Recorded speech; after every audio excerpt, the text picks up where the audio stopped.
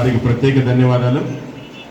ఈనాడు నాగర్ కర్నూలు జిల్లా అధ్యక్షుడు మల్లయ్య గౌడన్న గారు మరియు సూర్యప్రతాప్ గౌడన్న గారి యొక్క ఆధ్వర్యంలో ఎంతో బ్రహ్మాండంగా రాష్ట్రంలో నాకు తెలిసి ఎక్కడ కూడా ఇంత పెద్ద విగ్రహం లేదు.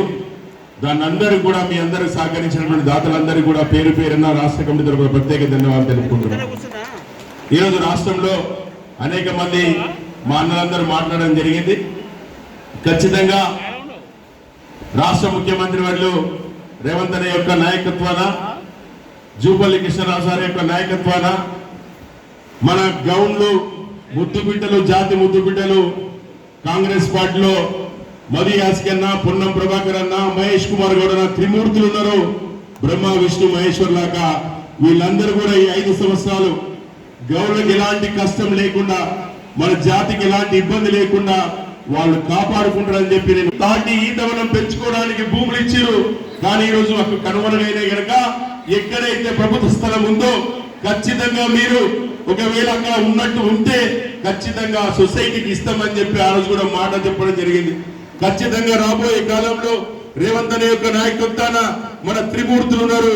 బ్రహ్మ విష్ణు మహేశ్వరు, మదన్న, పున్నమన్న, మహేష్ అన్న, మన సంబంధిత శాఖ మంత్రి వర్యులు జూపల్లి కృష్ణన్ ఉన్నారు. ఖచ్చితంగా మా గ్రౌండ్లకు ఎట్టి పరిస్థితుల్లో కూడా ఎలాంటి ఇబ్బంది లేకుండా చూసుకుంటాం. 2 విషయాలు సాక్షాత్ ముఖ్యమంత్రి గారు చెప్పిండు. ఎక్కడైతే మీకు గవర్నమెంట్ ప్లేస్ ఉన్నావో ఖచ్చితంగా మేము ఇస్తామని చెప్పారు. కనుక ఎలాంటి రాష్ట్రంలో ఆనాడు ఏ విధంగా ఉన్నా రోజుకు 2 3 చనిపోతుంటే అనేక రకాలుగా అంతకుముందు సీనన్న మంత్రి ఉన్నప్పుడు కూడా కూరడం జరిగింది. పైనుండి కింద పడుతున్నారు. కేరళ అధ్యయన కమిటీ పోయింది, కంబోడియా దేశం పోయింది, కానీ సేఫ్టీ పరికరాలు దొరకలే.